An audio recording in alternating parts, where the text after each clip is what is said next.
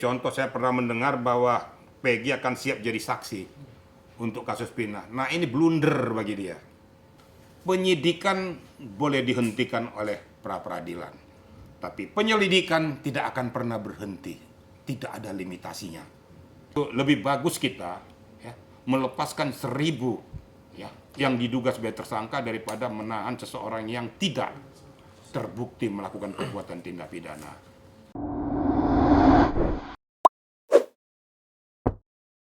Kita harus bisa membedakan pengertian bebas dengan pengertian penghentian penyidikan untuk case yang ini. Ini harus diketahui dulu oleh publik. Jadi jangan nanti terlalu cepat untuk memposisikan kasus itu sebagai apa. Jadi hakim tunggal kan sudah menyatakan, hakim pra-peradilan, bahwa subjek formilnya itu kan sudah ditabrak oleh pihak penyidik. Sudah saya jelaskan terdahulu. Sehingga suka tidak suka, sesuai dengan amar putusannya itu, ya harus dihentikan penyidikannya. Kemudian dengan menghentikan penyidikan, status tersangkanya dengan sendirinya gugur. Dengan sendirinya orangnya harus dikeluarkan dari tahanan Polri atau tahanan penyidik. Gitu kira-kira ya. Jadi itulah dulu pertama saya sampaikan dulu. Kenapa dia sampai dihentikan penyidikannya. Ini ingat loh, ini hakim pra-peradilan, bukan pidana umum. Yang hanya berbicara, fokus supaya jangan bias semua, berbicara paling utama adalah subjek formil. Karena itu fokusnya. Jadi kadang-kadang susahnya tuh membedakan mana subjek formil dan materi. Mana materi pokok perkara yang tidak boleh dimasukin di ranah pra-peradilan. Gitu saudara-saudara ya. Bahwa penghentian penyidikan daripada Peggy sudah dilakukan. Terus maunya apa lagi? CCTV itu kegunaan untuk apa? Kemudian dari mana dia tahu CCTV itu? Apa muatan CCTV itu? Didapatkan di mana CCTV itu? Diperoleh informasi dari mana? Jadi harus jelas gitu loh. Jadi jangan asal ngomong supaya CCTV tidak dibuka. Lah, Polri yang nggak ngerti. Disembunyikan katanya, carilah sendiri. Jadi kita jangan juga ngomong saya nak perut juga gitu loh. Saya tidak membela siapa-siapa, saya membela prosedur hukum yang berlaku. Jadi jangan mengundang netizen memberikan komentar-komentar yang lain. Seperti contoh, betul kata saya, kalau yang betul saya katakan betul ya. Apa yang dikatakan Rasman itu betul. Jadi jangan kita berbicara menyelesaikan masalah itu berdasarkan apa kata netizen. Netizen dengan berbagai informasi yang diberikan yang hanya tahu kulit luarnya. Tahu diperlakukan kayak gitu tapi tidak tahu substansinya. Apa yang dikatakan Rasman Nasution itu betul. Mari kita lihat hasilnya dari apa yang sudah dilakukan oleh penggawa hukum ini. Gitu kira-kira. Rasman Nasution mengatakan bahwa dia akan melaporkan ke Komisi Judisial. Itu kan hak dia. Hak setiap warga negara yang tidak merasa bahwa ini etika prosedur hukumnya tidak sesuai. Ya dia punya hak untuk lapor. Masalah nanti Komisi Judisial nanti menentukan lain, itu kan nanti. Ini kan hak setiap warga negara. Anda saja sebagai media melaporkan daripada anggota Polri yang melakukan pelanggaran atau perbuatan tindak pidana, sah-sah saja. Karena kita kan setiap warga negara punya hak. Yang penting, bukti, fakta yang kita miliki bisa mengikat kepada apa yang kita laporkan. Jadi berbicara tentang CCTV, ya itu silakan aja mau gugat Polri juga untuk apa, saya juga nggak tahu juga. Udahlah, marilah kita luruskan masalah ini, nggak usah mencari-cari permasalahan yang lain. Bagaimana etika prosedur ini berjalan dengan baik. Itu yang paling penting. Jadi nanti habis ini panggung satu lagi diambil, panggung satu lagi ambil. Supaya ramai terus gitu loh.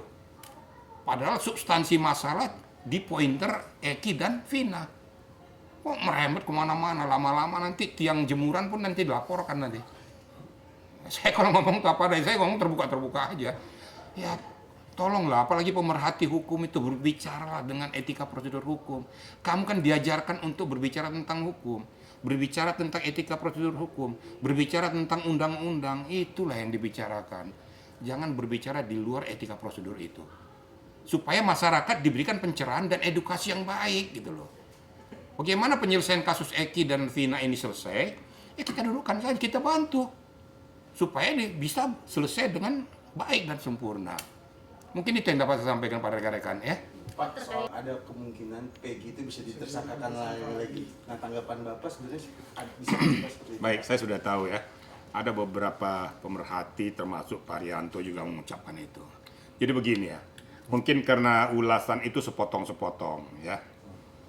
Jadi di dalam wawancara saya yang terdahulu saya sudah sampaikan, penyidikan boleh dihentikan oleh pra-peradilan. Tapi penyelidikan tidak akan pernah berhenti. Tidak ada limitasinya. Nah, di dalam perjalanannya, apabila, ini kan hukum, apabila ditemukan novum, ya, bukti-bukti baru yang mengikat kepada siapapun itu, apakah Peggy atau yang lain-lain, kenapa tidak? Jadi kemungkinan-kemungkinan itu untuk ditingkatkan lagi jadi tersangka bisa saja. Kalau ada benang merahnya. Tetapi saya juga mengingatkan kepada penyidik, jangan gara-gara pokok permasalahan ini kalau tidak ada bukti permulaannya jangan dipaksakan. Supaya kita merasa malu kita paksakan supaya kita angkat lagi jadi penyidikan dan penetapan tersangka. Jangan juga. Karena mereka juga punya hak asasi. Adil kan saya ngomongnya? Jadi masing-masing punya hak asasi. Tapi kalau dikatakan penyelidikan sampai kapanpun tidak akan selesai. Karena penyelidikan kan dilakukan, penyelidikan kan belum tentu mengatakan bahwa itu benar atau tidak. Namanya juga selidik, menyelidiki. Itu kira-kira untuk menjawab itu saya sudah tahu apa yang sampaikan tadi itu, bahwa dikatakan menghentikan penyidikan, tapi bukan menghentikan penyelidikan. Jadi kapan saja waktunya bisa saja dilakukan. Umpamanya penyidik merasa bahwa pokok materi perkara sebenarnya sudah benar, tapi etika prosedur subjek formilnya nggak benar. Dia cari, tapi jangan mencari-cari, loh ya. Dia cari benang merahnya, apakah benar bahwa kami salah menangkap orang? Silakan cari. Kita kan punya hak, penyidik punya hak. Kalau memang ada benar, ya lakukan tindak lanjut. Ini kan kita memberikan pembelajaran hukum kepada masyarakat. Tapi kalau tidak, jangan juga dipaksa. Sehingga akibatnya bagaimanapun dia harus tersa, jangan juga. Saya juga nggak setuju. Saya ini kan mantan Karawasidik. Jangan, itu lebih bagus kita ya, melepaskan 1000 ya, yang diduga sebagai tersangka daripada menahan seseorang yang tidak terbukti melakukan perbuatan tindak pidana. Itu prinsip saya. Oke? Artinya keputusan hakim tidak mengikat kepada si Peggy Setiawan sendiri? Mengikatnya di dalam hal penghentian penyidikan. Ini subjek formil. Ini hakim pra-peradilan. Tidak bisa menyidangkan materi pokok perkara. Jadi dibilang mengikat terhadap penghentian penyidikan di dalam kasus ini. Dalam kasus ini loh ya. Nah, kalau seandainya mau mengadakan penyidikan, keluarkan sprindik baru lagi. Sprindik baru dikeluarkan. Tapi tidak lagi terfokus kepada sprindik yang sudah dihentikan penyidikannya. Nah, bisa dipahami ya. Ini sudah gugur dengan sendirinya, sudah gugur, nggak berlaku lagi. Kalau sudah dihentikan penyidikannya, yang tersangkanya digugurkan, kemudian dikeluarkan dari tahanan, berarti kan ini penyidikan sudah tidak sah. Nah, lakukan aja penyelidikan, keluarkan sprindik baru, tetapi jangan paksakan. Itulah pesan saya ya. Jangan paksakan kalau memang tidak ada benang merahnya. Kira-kira gitu ya. Saya nggak mau masuk menungkik kepada domain terlalu cepat mengambil keputusan. Saya hanya berbicara kepada ada salah satu subjek formil itu betul diputuskan oleh Hakim Eman. Karena itu bukan keputusan hakim. Itu keputusan undang-undang. Ingat loh ya. Saya kalau sudah berbicara undang-undang, siapapun tidak bisa untuk meniadakan itu. Maka saya selalu berbicara tentang etika prosedur hukum. Namun dalam substansi yang berikutnya, ada kemungkinan benang merah menurut pengamatan Rasman Nasution yang tidak boleh dilakukan oleh Hakim Eman Sulaiman ini. Sudah menyentuh kepada pokok materi perkara. Seharusnya bukan domain hakim ini melakukan itu. Domain daripada hakim di pidana umum. Di pidana umum itu yang dibutuhkan azas pembuktian. Ya, azas pembuktian, saksi, ahli, dan lain sebagainya.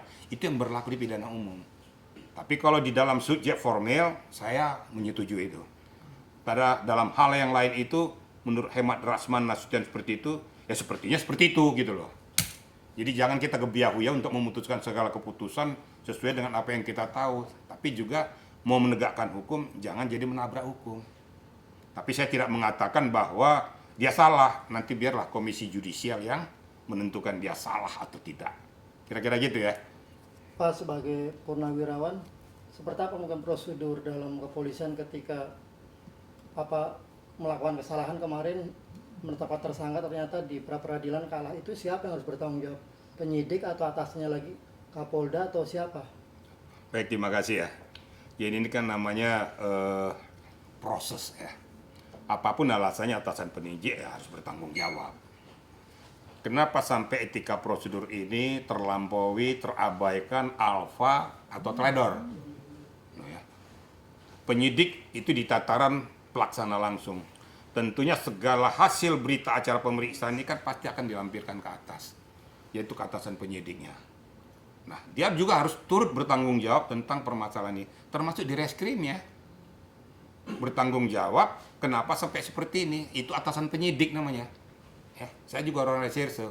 Namun demikian, ini yang saya bilang terdahulu, perlunya diturunkan Propam dari Mabes Polri ya, supaya lebih independen, dan Itwasumnya. Itwasum menyelidiki tentang masalah administrasinya. Propam perilaku daripada orangnya.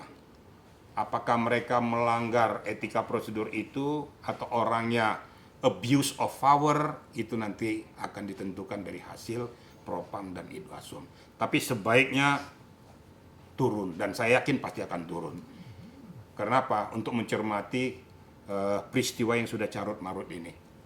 Saya sebagai Purnawirawan Polri juga ya, kalau saya bilang juga saya miris juga ya. Tapi kita harus jujur kepada masyarakat.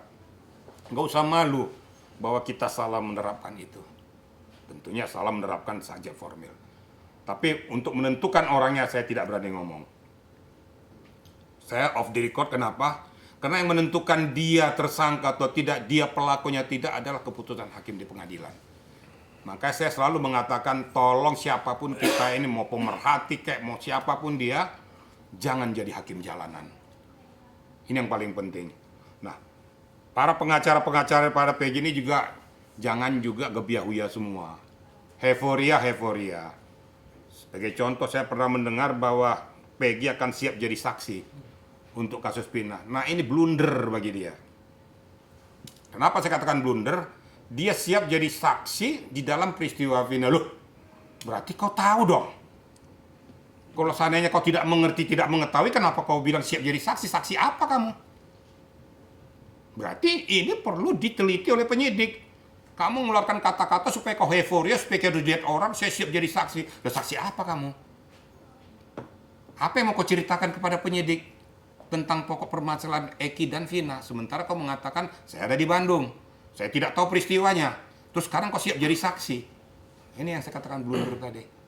Ya, silakan aja nanti kepiawaian penyidik nanti mencermati kata-kata yang dikeluarkan oleh orang-orang yang bersangkutan. Makanya pengacaranya juga jangan terlalu wah lah. Sudahlah, udah selesai pokok permasalahan ini, mari sama-sama kita luruskan, tegakkan hukum. Nggak usah cuap-cuap terlalu banyak. Euforia terlalu besar, nanti kelemahanmu akan ketangkap. Kelemahanmu diambil, nanti itu justru jurang bagimu. Ini pesan saya kepada kita semua.